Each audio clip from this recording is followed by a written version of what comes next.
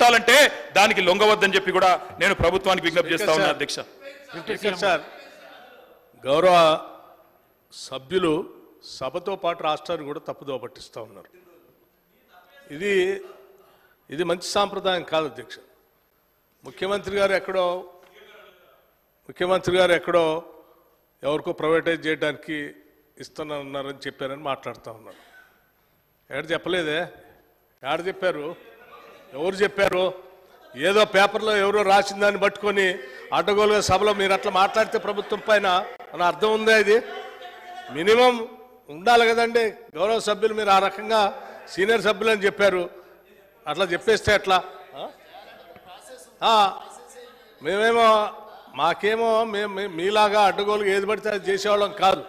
రాష్ట్ర ప్రయోజనాలే మాకు ముఖ్యం. మీరు ఇప్పుడు ఏదో మాట కూడా అన్నారు, ఖండించడం కాదు అంటే లేని అంశాలని మాట్లాడి తప్పుదో పట్టించేస్తాం, మీరు ఖండించండి అని చెప్తే అది న్యాయం ఎట్లా వచ్చిందండి?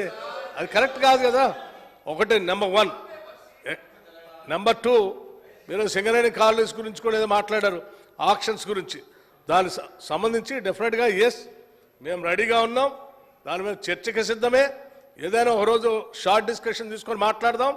మీ వల్ల ఏం జరిగింది నష్టం సింగరేణి కాలనీస్కి, మేము వచ్చిన తర్వాత సింగరేణి కాలనీస్కి ఎంత మేలు జరిగింది, రాష్ట్ర ప్రయోజనాలు ఎంత మేలు జరిగింది చర్చిద్దాం, మేము సిద్ధంగా ఉన్నాం. కానీ ఇప్పుడున్నటువంటి అంశం కేవలం కేంద్ర ప్రభుత్వం ప్రవేశపెట్టినటువంటి బడ్జెట్లో రాష్ట్రానికి జరిగినటువంటి నష్టం పైన సభలో చర్చ జరిగి తద్వారా ఒక తీర్మానం చేసి రాష్ట్ర ప్రయోజనాల కోసం మనందరం ఏం చేద్దామని అత్యంత ప్రజాస్వామ్యయుతంగా ఈ రాష్ట్ర ప్రభుత్వం చర్చకి తెరదీసింది.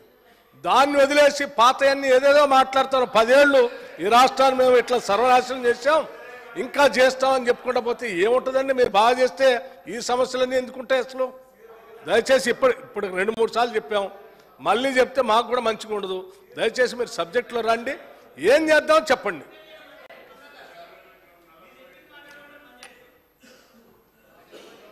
కేటీ రామారావు గారు. అధ్యక్ష, వారు ఇంత ఆవేశం ఎందుకు పడ్డారో బట్టి గారు మామూలుగా అయితే ఆవేశం రాదు ఆయనకి, ఇది ఎందుకు బాగా ఆవేశపడుతున్నారు బట్టన్న.